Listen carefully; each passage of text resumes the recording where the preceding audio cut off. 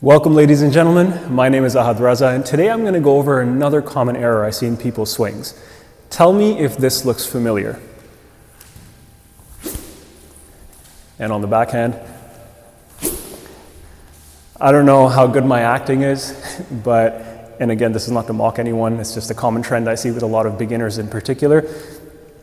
I was very, very stiff.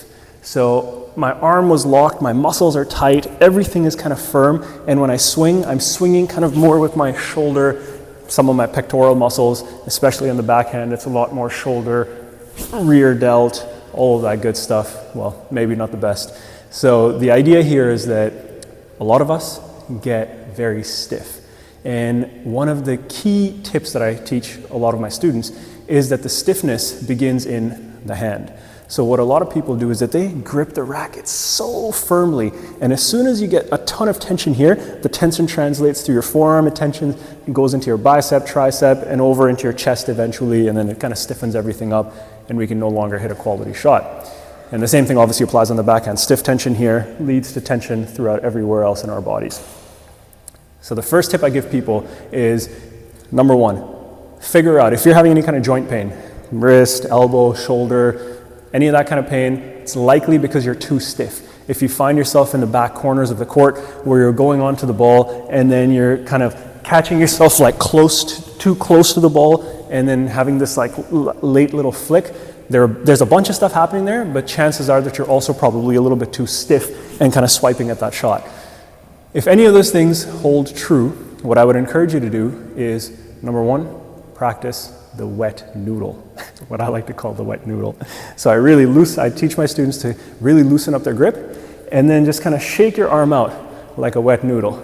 You know, just get really loosey. I know it looks silly, but if you get super, super loose, what that does is it teaches you the contrasting extremes of tension and looseness. So what we're going to do is we're going to do a couple of swings with full tension, and then we're going to get really loose, wet noodly.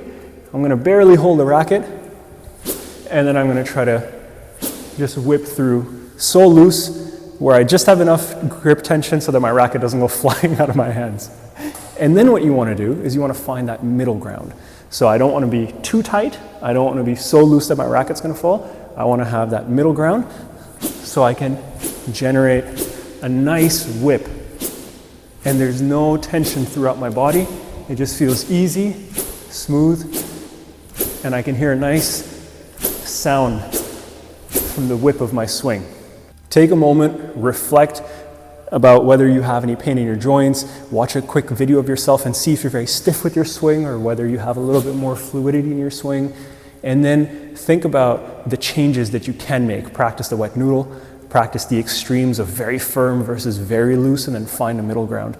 The last tip I'm going to give you with this swing is that a lot of people initiate their acceleration late. So what I mean by that is when I set up and I swing, I actually want to have my racket accelerating back here before I make contact with the ball. A lot of people miss early acceleration and then they kind of accelerate their racket as they get close to the ball, and that's when they start hooking the ball and opening up their body. So what you really want to try and do is practice early acceleration early in the swing phase so that when you actually reach the ball, you're at full speed and you can make clean contact with it. I hope you found that helpful. Feel free to leave a comment beneath this video and we will get back to you. Take care. I'll see you in the next one.